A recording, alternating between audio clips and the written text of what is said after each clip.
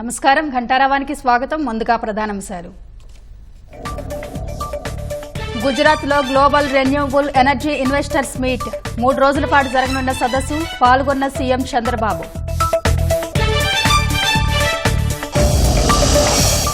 గడిచిన 100 రోజుల్లో green energy దిశగా అడుగులు వేశాం. ఈ రంగంలో 700 కోట్లకు పైగా ఖర్చు చేస్తున్నామన్న ప్రధాని. అమలాపురంలోని బాణాసంచా తయారీ కేంద్రంలో పేలుడు, 4గురికి తీవ్ర గాయాలు, ఒకరి పరిస్థితి విషమం.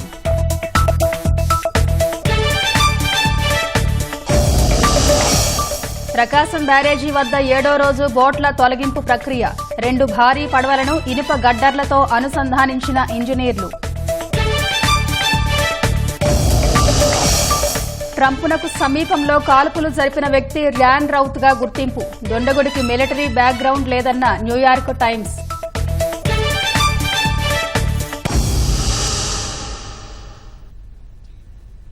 అంబేద్కర్ కోనసీమ జిల్లా అమలాపురంలోని రావుల చెరువు వద్ద బాణాసంచా తయారీ కేంద్రంలో పేలుడు సంభవించింది. పేలుడు ధాటికి 2 అంతస్తుల భవనం కుప్పకూలి 4గురికి తీవ్ర గాయాలయ్యాయి. వీరిలో ఓ మహిళ పరిస్థితి విషమంగా ఉంది. క్షతగాత్రులను చికిత్స నిమిత్తం ఆసుపత్రికి తరలించారు. పోలీసులు ఘటనాస్థలికి చేరుకుని ప్రొక్లైన్ల సాయంతో శిథిలాలను తొలగిస్తున్నారు. ప్రమాదంలో బాణాసంచా తయారీ కేంద్రం సమీపంలోని భవనాల గోడలు దెబ్బతిన్నాయి.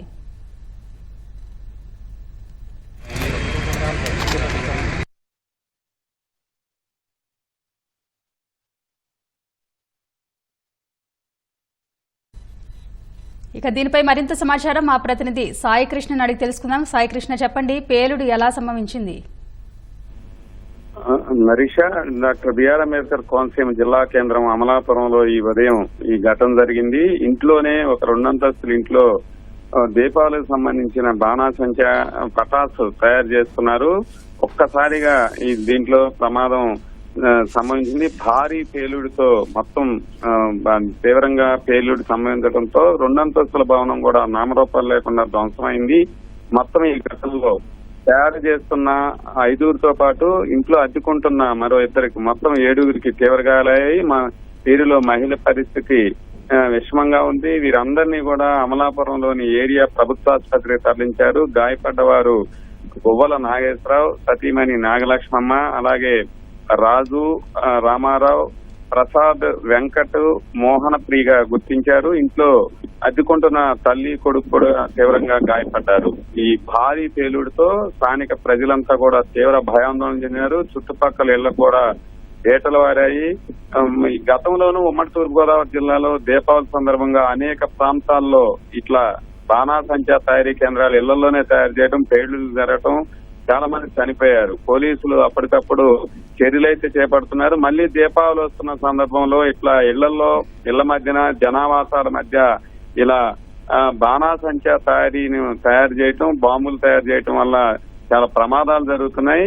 దీనిపై మరింత తీవ్ర స్థాయిలో కఠినంగా వ్యవహరించాలని ఇప్పటికే స్థానికులంతా కోరుతున్నారు. ఈ ఘటనతో కూడా అందరూ కూడా ఉలిక్కిపడ్డారు, చాలా భయాందోళన చెందారు. ప్రస్తుతానికైతే క్షతగాత్రుల్ని అమలాపురం ఏరియా ఆసుపత్రిలో చికిత్స అందిస్తున్నారు. మహిళ పరిస్థితి మాత్రం కాస్త విషమంగానే ఉందని వైద్యులు తెలిపారు. నరీషా,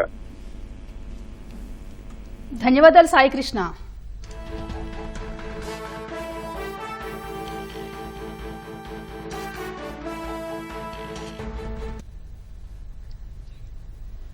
ఎన్టీఆర్ జిల్లా చందర్లపాడు మండలం తుర్లపాడులో కూటమి నేతలు ఏర్పాటు చేసిన ఫ్లెక్సీలను గుర్తు తెలియని వ్యక్తులు చించేశారు. ఇటీవల వరదల సమయంలో ముఖ్యమంత్రి చంద్రబాబు, ఉప ముఖ్యమంత్రి పవన్ కళ్యాణ్ అందించిన సేవలు, ప్రకటించిన సాయానికి కృతజ్ఞతలు తెలుపుతూ గ్రామంలో కూటమి నాయకులు ఫ్లెక్సీలు ఏర్పాటు చేశారు.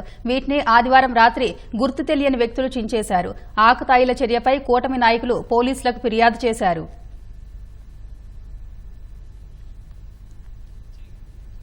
నామినేటెడ్ పదవుల భర్తీకి కూటమి ప్రభుత్వం శ్రీకారం చుట్టింది. మొదటి నుంచి బీసీలకు ప్రాధాన్యం ఇస్తున్న టీడీపీ ప్రభుత్వం ఆ సామాజిక వర్గం నుంచే నియామక ప్రక్రియ ప్రారంభించింది.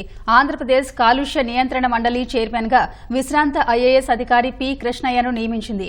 ఆయన 3 ఏళ్ల పాటు ఈ పదవిలో కొనసాగుతారని ఉత్తర్వుల్లో పేర్కొంది. గత తెలుగుదేశం ప్రభుత్వ హయాంలో కృష్ణయ్య ఏపీ ఐఐసీ చైర్మన్ గా కీలక బాధ్యతలు నిర్వహించారు.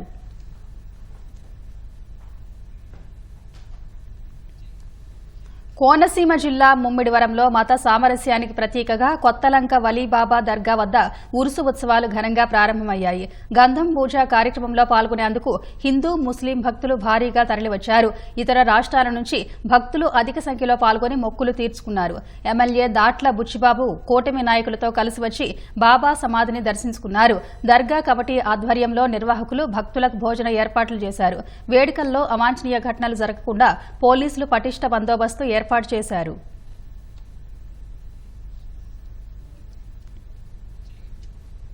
ఈద్ మిలాద్ ఉన్ నబీని పురస్కరించుకుని రాష్ట్రంలోని ముస్లిం సోదరులకు గవర్నర్ జస్టిస్ అబ్దుల్ నజీర్ శుభాకాంక్షలు తెలిపారు. మహమ్మద్ ప్రవక్త జన్మదినాన్ని అంతా మానవాళి సేవలో తరలించాలని పిలుపునిచ్చారు. ప్రవక్త జీవితమంతా ప్రేమ, సౌభ్రాతృత్వం, ధర్మం వంటి స్ఫూర్తిదాయకమైన అంశాలు మేళవింపుగా కనిపిస్తుందన్నారు. మన తోటి ప్రజలకు విశ్వాసం, నమ్మకం, శ్రద్ధ, కరుణతో సేవ చేసినప్పుడు ప్రవక్త లక్ష్యం నెరవేరుతుందన్నారు. మహమ్మద్ ప్రవక్త జన్మదినాన్ని అత్యంత భక్తి శ్రద్దలతో జరుపుకుంటున్న ముస్లిం సోదరులకు ముఖ్యమంత్రి చంద్రబాబు మిలాద్ ఉన్ నబీ శుభాకాంక్షలు తెలిపారు. ప్రపంచంలో శాంతిపూర్వక మానవ సమాజాన్ని నెలకొల్పేందుకు మహమ్మద్ ప్రవక్త తన జీవితాన్ని అంకితం చేశారన్నారు.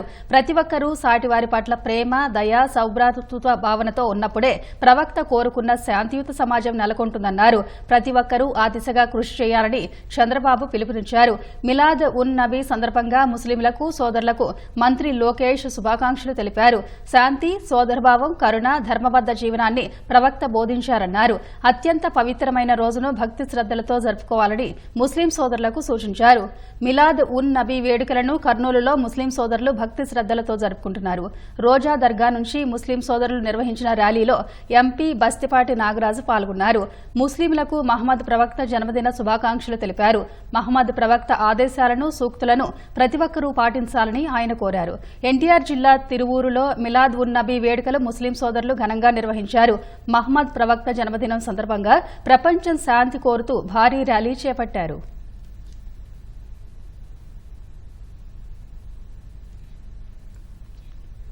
సాధారణంగా పంటలో కలుపు మొక్కలు ఉంటే కూలీలతో తొలగిస్తాం. ఈ పనికి సైతం ప్రస్తుతం యంత్రాలు అందుబాటులో ఉన్నాయి. అయితే రాళ్లు, రప్పలతో సాగుకు ఉపయోగపడని భూమి ఉంటే ఏం చేస్తాం? ఖాళీగా వదిలేస్తాం. మహా అయితే పైపైన రాళ్లను కూలీలతో తొలగించి పరిమితమైన పంటను వేస్తాం. కానీ ఇప్పుడా బాధ లేదు. ఎలాంటి రాళ్ల నేలనైనా చక్కగా సాగు భూమిగా మార్చే యంత్రం ఒకటి రైతులకు అందుబాటులోకి వచ్చింది. కూలీలతో రోజుల తరబడి రాళ్లు ఏరించినా సాగుకు అంత అనుకూలంగా ఉండని నేలలో ఈ యంత్రం ద్వారా రాళ్లు ఏరిస్తే గంటల్లో సాగుకు తయారవుతుంది. ప్రకాశం జిల్లాలో వేలాది ఎకరాలు సాగుకు ఎందుకు పనికి రాకుండా వృధాగా ఉంటాయి. దానికి కారణం నేల రాళ్లతో నిండి ఉండటం. నేలను సాగులోకి తీసుకురావాలంటే ఈ రాళ్లను మనుషులతో ఏరిస్తుంటారు. దీనికి ఖర్చు ఎక్కువ. అంత ఖర్చు పెట్టినా అంతంత మాత్రంగానే రాళ్లను తొలగించగలరు.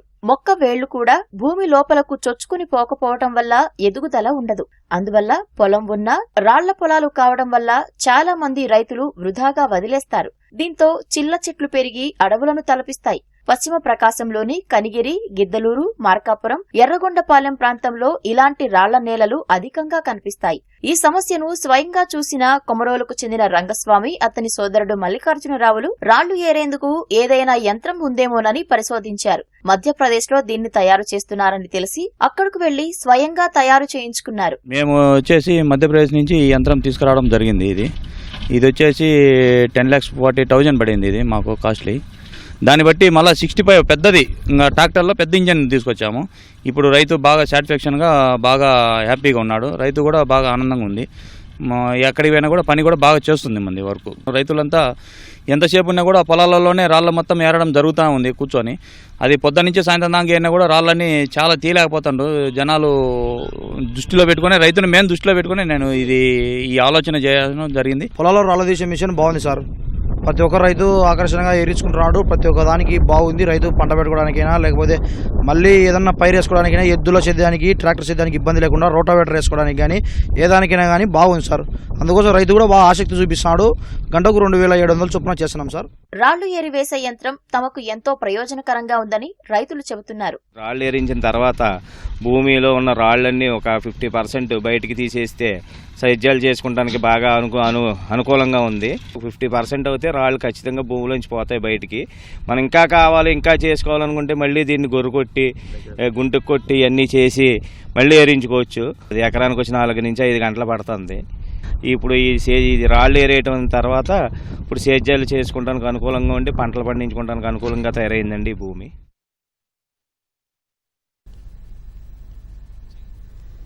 ఖైరతాబాద్ మహాగణపతిని గంగమ్మ చెంతకు జాగ్రత్తగా చేర్చేది టస్కరే. దాదాపు 16 ఏళ్లుగా మచిలీపట్నానికి చెందిన ఓ ప్రైవేట్ సంస్థ టస్కర్ అత్యంత జాగ్రత్తగా గణపయ్యను ట్యాంక్ బండ్ పైకి చేరుస్తోంది. ఈసారి కూడా టస్కర్ ఖైరతాబాద్కి చేరుకుంది. వెల్డింగ్ పనులు సైతం కొనసాగుతున్న నేపథ్యంలో టస్కర్ మరిన్ని విశేషాలు ఇప్పుడు చూద్దాం. ఖైరతాబాద్ మహాగణనాథుడిని ఏదైతే శోభాయాత్ర ఉంటుందో ఆ శోభాయాత్రలో ఖైరతాబాద్ నుంచి ట్యాంక్ బండ్కి చేర్చేందుకు టస్కర్ ప్రస్తుతం ఖైరతాబాద్కు చేరుకొని ఉంది. నిన్న కూడా ఈ టస్కర్ ఇక్కడే ఉంది. మచిలీపట్నంకి చెందినటువంటి DVR STC వాళ్ళకి సంబంధించినటువంటి ఈ టస్కర్ దాదాపు 10 సంవత్సరాలకు పైగా ఇదే టస్కర్ని ఇక్కడ వినియోగిస్తున్నారు. ప్రస్తుతం మనం టస్కర్కి సంబంధించి నాగబాబు గారు ఉన్నారు, ఆయన అడిగి తెలుసుకుందాం. నాగబాబు గారు ఎన్ని సంవత్సరాల నుంచి ఇక్కడికి వస్తున్నారు అండ్ ఈ టస్కర్ ఎంత బరువు మోస్తుంది? నేను 16 సంవత్సరాల పాటు వస్తున్నానండి. ఈ టస్కర్ వచ్చి ఒక 10 ఏళ్ళు మోస్తుంది. సపోర్ట్లు కూడా మేము దాని తగ్గట్టేస్తాం, బొమ్మ తగ్గట్టేస్తాం. సపోర్ట్లు అయిపోయి వచ్చింది. వెల్డింగ్ మధ్యాహ్నం 2 ఇస్తాం బండి. మామూలుగా మీరు ఇప్పుడు ఈ టస్కర్ పైన ఎన్ని గంటలకి వెల్డింగ్ అక్కడ నుంచి తీసి వినాయకుడి విగ్రహాన్ని ఈ టస్కర్ మీద చేరుస్తారు? ఇక 12 లేపుతారు. మాకు 4 hours పడుతుంది వెల్డింగ్ చేయడానికి. తెల్లారగట్ట 6:30 అట్ట అయింది. ఆ టయానికి ఇస్తాం బొమ్మ. 16 సంవత్సరాల నుంచి వస్తున్నానన్నారు కదా, ఎలా అనిపిస్తుంది? ఈసారి ఇంకా చాలా పెద్ద విగ్రహం, ఎప్పుడు ఇంత హైట్ పెట్టలేదు, మట్టి విగ్రహం, ఎలా అనిపిస్తుంది? ఏమన్నా కొంచెం టెన్షన్ పడుతున్నారా? అంటే టెన్షన్ అంటే టైం తక్కువ ఉంది. నైట్ 2 days చేయాల్సి వచ్చింది. కొద్దిగా ఐరన్ పడ్డాము. అట్టయితేనే సక్సెస్ఫుల్ చేసాం. ఈ శోభాయాత్రను చూస్తే చాలా నిదానంగా వెళ్తూ ఉంటారు, గోతులు ఉంటాయి, చాలా నిదానంగా వెళ్తూ ఉంటారు. ఇన్ని సంవత్సరాలుగా తీసుకెళ్తున్నారు కదా, ఎప్పుడైనా ఎక్కువ కష్టంగా అనిపించింది ఉందా? లేదండి, ఎందుకంటే మేము ఫస్ట్ స్టాండర్డ్గా చేసేస్తాం కాబట్టి ఆ టెన్షనే ఉండదు. కాకపోతే అంత ఎత్తు విగ్రహం కాబట్టి నిదానంగానే వెళ్తారు, స్పీడ్ వెళ్ళే అవకాశం ఉండదు అసలు. మచిలీపట్నం నుంచి వచ్చామంటున్నారు కదా, ఇన్ని సంవత్సరాల నుంచి ఇక్కడికి ఫ్రీగా పంపిస్తున్నారు, ఏదైనా సెంటిమెంట్ ఉందా? సెంటిమెంట్ ఏమి లేదు, మా మేస్త్రి గారు తీసుకొచ్చారు. ఇక ఆయన తీసుకొచ్చిన కానీ ఇక అదే కంటిన్యూగా అయిపోతుంది. ఒక్క సంవత్సరం కూడా మిస్ అవ్వలేదు. ప్రతి సంవత్సరం మేమే వస్తున్నాం. ఇది నిన్న కూడా ఇక్కడే కనిపించింది. టస్కర్ హైదరాబాద్కి వచ్చి ఎన్ని రోజులు అవుతుంది, మళ్ళీ ఎప్పుడు తిరిగి వెళ్తారు? టస్కర్ వచ్చేసరికి 2 రోజులు అయింది వచ్చి. రిటర్న్ వెళ్ళేసరికి నిమగ్నం అయిన 2వ రోజున వెళ్తుంది.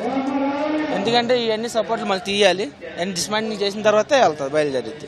టస్కర్కి ఎందుకంటే ఇది చాలా పెద్ద విషయం, భక్తులకి వాళ్ళ మనోభావాలకు సంబంధించిన విషయం. టస్కర్ ఎలా పనిచేస్తుంది, ఏంటి, ఎంత వెయిట్, ఏమైనా ట్రయల్ చేస్తుంటారా? అది టస్కర్ గురించి ట్రయల్ అంటే మన దగ్గర డ్రైవర్ గారు తెలుసు. అలాంటి కండిషన్లో తీసుకొస్తారు బండి. మన వరకు అయితే వెల్డింగ్ వర్క్ అంతవరకు. సో ఇది దాదాపు 2 రోజుల క్రితమే ఇక్కడికి వచ్చాము అని చెప్పేసి వెల్డింగ్ వర్క్లు అంతా కూడా దాదాపు మధ్యాహ్నం 4 పూర్తయ్యని చెప్పి అర్ధరాత్రి 12 గంటలకి విగ్రహాన్ని క్రేన్ సహాయంతో తీసి టస్కర్ పైకి ఎక్కించే అవకాశం ఉంటుందని ఇప్పటికే తమకు సమాచారం ఇచ్చినట్టుగా తెలుస్తుందని చెప్పి నాగబాబు గారు చెప్తున్నారు. అయితే ఈ మొత్తం వెల్డింగ్ వర్క్ అయితే విగ్రహాన్ని ఒకసారి టస్కర్ పైకి చేర్చి వెల్డింగ్ వర్క్ పూర్తి చేయడానికి దాదాపు 4 గంటల సమయం పడుతుందని, 16 సంవత్సరాల నుంచి ఈ ఖైరతాబాద్ గణనాథుడు ఏదైతే శోభాయాత్రలో దిగ్విజయంగా పాల్గొంటున్నామని చెప్పి ఎప్పుడు ఎలాంటి ఆటంకం కలగలేదని, ఇది ఎంతో సంతోషకరంగా ఉందని చెప్తున్నారు నాగబాబు. కెమెరా పర్సన్ బాలాజీతో రమ్య, ఈటీవీ న్యూస్, హైదరాబాద్. భవిష్యత్తులో వరదలతో విజయవాడ మునిగిపోకుండా ఉండేలా ప్రభుత్వం పటిష్ట చర్యలు చేపడుతోందని మంత్రి నారాయణ తెలిపారు. కృష్ణానదిపై మరో బ్యారేజీ నిర్మించడం సహా బుడమేరు డైవర్షన్ పనులు త్వరలో ప్రారంభిస్తామన్నారు. తెలంగాణలో హైడ్రా తరహాలోనే ఆపరేషన్ బుడమేరు పేరిట ప్రత్యేక కార్యక్రమం వీలైనంత త్వరలో ప్రారంభిస్తామన్నారు. జగన్ నిర్వాకం, నిర్లక్ష్యంతోనే విజయవాడ నేట మునిగిందంటున్న మంత్రి నారాయణతో ఈటీవీ ప్రతినిధి ముఖాముఖి. ఇటీవల వచ్చిన వరద విజయవాడ నగరాన్ని నీట ముంచింది. వేలాది ఇళ్లు నీట మునగా లక్షలాది మంది నిరాశ్రయులయ్యారు. వెంటనే స్పందించినటువంటి రాష్ట్ర ప్రభుత్వం యుద్ధ ప్రాతిపదికన సహాయక చర్యలు చేపట్టింది. పురపాలక శాఖ మంత్రిగా ఉన్న నారాయణ గారు ప్రజల్లో విస్తృతంగా తిరుగుతూ వేగంగా సహాయక చర్యలు అందించారు. విజయవాడ నగర పరిస్థితి ఎలా ఉంది, భవిష్యత్తులో ఈ వరద రాకుండా ఉండేందుకు గాను ఎలాంటి చర్యలు తీసుకోబోతున్నారు ప్రభుత్వ పరంగా అనే విషయాన్ని వారిని అడిగి తెలుసుకుందాం.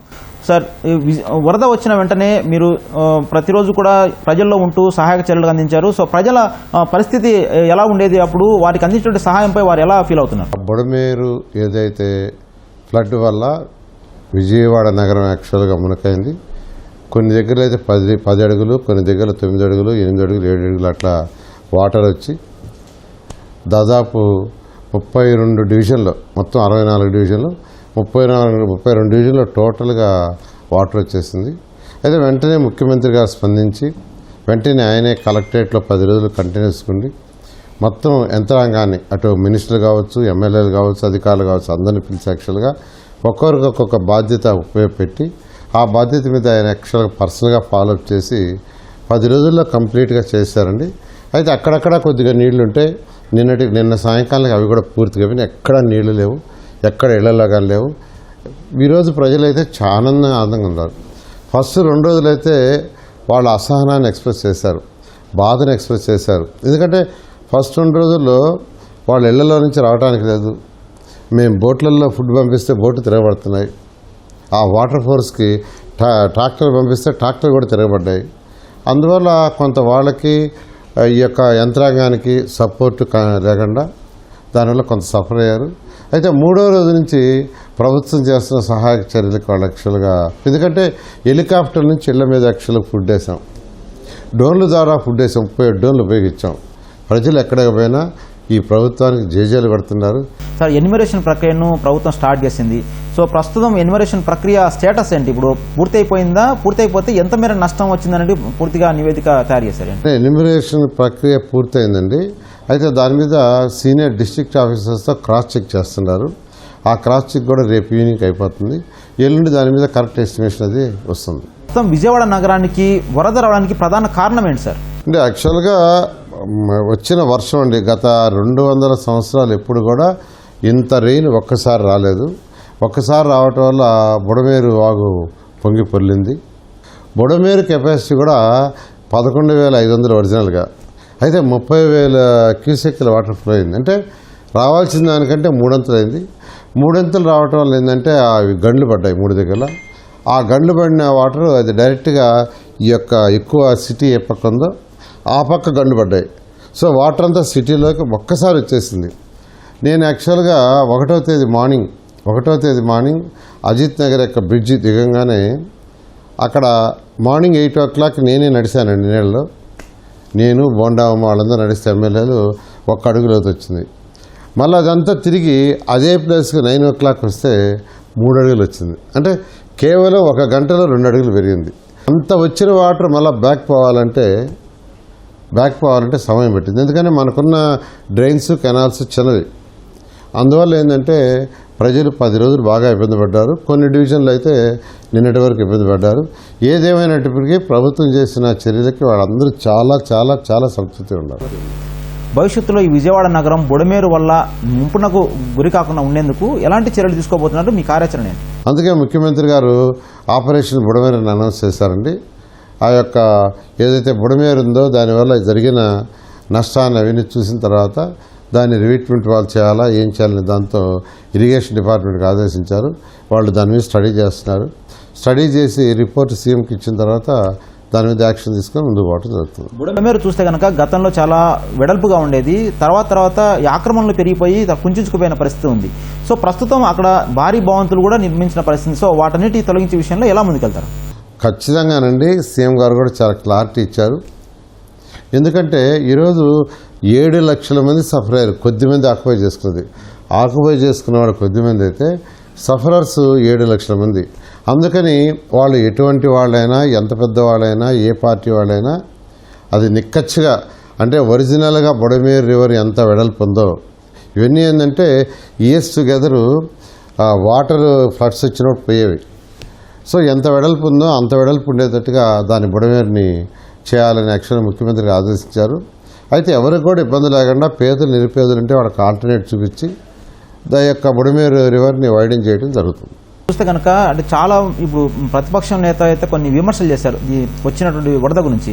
సో వెలగలేరు రిజర్వాయర్ను ఉన్నట్టుగా తెరిచారు, దానివల్లే వచ్చేసింది, అమరావతి ముంపున గురి కాకుండా ఇలా చేశారని చెప్పేసి విమర్శలు చేస్తారు. దాని మీద మీరు ఏం చెప్తారు? అసలు ఆయన ఏం చెప్తాడో ఆయనకే తెలియదు.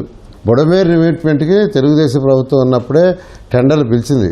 ఆ టెండర్లు కంటిన్యూ చేస్తుంటే అసలు ఈ గతి ఉండేది కాదు విజయవాడకి. ఆ టెండర్లు గత 5 సంవత్సరాలు మా మీద కోపంతో ఆయన వదిలేశాడు. ఆ వదిలేసింది ఈరోజు శాపమైంది విజయవాడలో. ఎప్పుడైతే ఇప్పుడు చేయలేకపోయినారో ఆ పెండింగ్ పనులు అన్ని కూడా మీరు మళ్ళీ చేపట్టి పూర్తి చేసే అవకాశం ఉందా? ఖచ్చితంగానండి. ముఖ్యమంత్రి గారు ఆల్రెడీ ఇరిగేషన్ డిపార్ట్మెంట్కి ఇన్స్ట్రక్షన్ ఇచ్చాడు.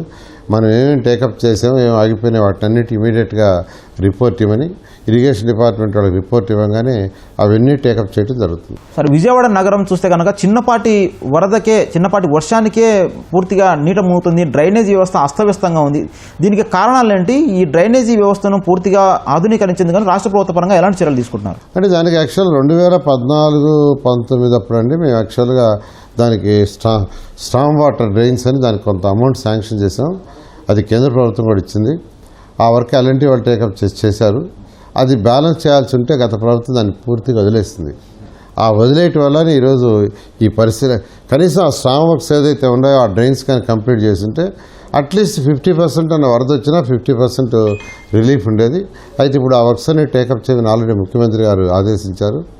వాటిని కూడా టేకప్ చేస్తుంది. సార్, ఈ వరదల్లో అమరావతి ప్రాంతం నీట మునిగిందని చెప్పేసి సామాజిక మాధ్యమాల్లో విస్తృతంగా ప్రచారం చేస్తున్నారు. దీంట్లో వాస్తవం ఎంత? అంటే అమరావతి మునిగిపోద్ది, లోన్ శాంక్షన్ చేయొద్దని వరల్డ్ బ్యాంక్ ఇచ్చే లోన్ ఆపేశాడు జగన్మోహన్ రెడ్డి. ఏది అక్కడికి డైరెక్ట్గా లెటర్లు రాసి ఇది మునిగిపోయేది. ఇంత అంటే 11.43 లక్షల క్యూసెక్కుల వాటర్ కృష్ణానదికి వచ్చినా అమరావతిలో ఏమీ కాల. అమరావతిలో పడ్డ వర్షం ఏదైతే పాలవాగా ఉండయో దాని ద్వారా నిండిపోయినాయి. కానీ అసలు అమరావతికి క్యాపిటల్ సిటీకి ఏమీ కాలేదు. విజయవాడ నగరం ఇంత మునిగిపోయినా 32 డివిజన్లు మునిగిపోయినా అమరావతి క్యాపిటల్ సిటీలో ఎటువంటి ఇబ్బంది లేకుండా జరిగింది. ఇదే నిదర్శనం. అమరావతి మునిగిపోదు, వెరీ సేఫ్ అనే దానికి ఇప్పుడు జరిగిందే నిదర్శనం. సార్, ఈ రాష్ట్ర వ్యాప్తంగా చూస్తే కనుక ఇప్పుడు విజయవాడలో వచ్చినటువంటి పరిస్థితి మరికొన్ని సిటీల్లో కూడా వచ్చే అవకాశం ఉంది, ప్రమాదం ఉంది అంటున్నారు. సో చాలా చోట్ల కాలువలు కావచ్చు, చెరువులు కావచ్చు పూర్తిగా కొంచెం ఆక్రమించుకొని నిర్మాణాలు చేస్తున్నారు. సో ఆ ప్లేసెస్లో ఇటు రిమూవ్ చేసేందుకు ఇట్లాంటి విపత్తు మళ్ళీ అటువైపు రాకుండా ఉండేందుకు మీరు ప్రభుత్వ పరంగా ఎలాంటి చర్యలు తీసుకుంటున్నారు? రాష్ట్రంలో ఎక్కడైనా ఇరిగేషన్ కెనాల్స్ ఉంటే దాన్ని ఖచ్చితంగా దాని వెడల్పు ఎంత ఉందో దాన్ని తీసుకుని వైడన్ చేయడం జరుగుతుంది. దాన్ని అందరినీ సహకరించమని కూడా కోరుతున్నాం. వాళ్ళకి ఆల్టర్నేటివ్ కూడా చేయడం జరుగుతుంది. పేదలు నిరుపేదలు ఇబ్బంది ఉండగా ఆల్టర్నేట్ చేయడం కూడా జరుగుతుంది. తెలంగాణలో చూస్తే కనుక హైడ్రాని ఏర్పాటు చేసి మొత్తం చెరువులు ఆక్రమించుకున్నటువంటి ఆ ప్రాంతాల్లో నిర్మాణాలను కూడా తొలగిస్తున్నారు. సో ఏపీలోనూ కూడా అలాంటిది వ్యవస్థను తీసుకొచ్చే ఆలోచన ఉందా? దీనికి సంబంధించి ఎలా ముందుకెళ్తారు? ఆల్రెడీ ఆపరేషన్ బుడమేరు అని ముఖ్యమంత్రి గారు అనౌన్స్ చేశారండి. దానికి సంబంధించిన చట్టాలు అవన్నీ ఎంతలో సరిపోతాయో చూసి ఆ చట్ట సవరణ చేసి దాని కొంత ముందుకు పోవడం జరుగుతుంది. సార్, ఇట్లా FTL జోన్లో ఇల్లు నిర్మించే విషయంలో భవన నిర్మాణ సంబంధించి అనుమతులు ఇచ్చే విషయంలో ఏమైనా నిబంధనలు కఠినతరం చేస్తారా? దానికి సంబంధించి పర్యవేక్షణ పెంచుతారా? ఖచ్చితంగానండి. నేను మంత్రి కాగానే ఈసారి దాదాపు 15 రాష్ట్రాలకు యాక్చువల్గా మా టౌన్ ప్లానింగ్ సిబ్బందిని పంపించాను టీంలు వేసి.